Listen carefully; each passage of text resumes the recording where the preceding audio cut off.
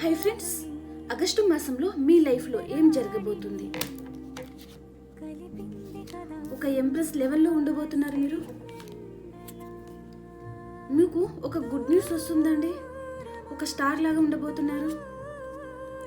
మీ చుట్టూ ఉన్న unwanted things అన్ని కటప్ చేసేయాలి అని అనుకుంటున్నారు.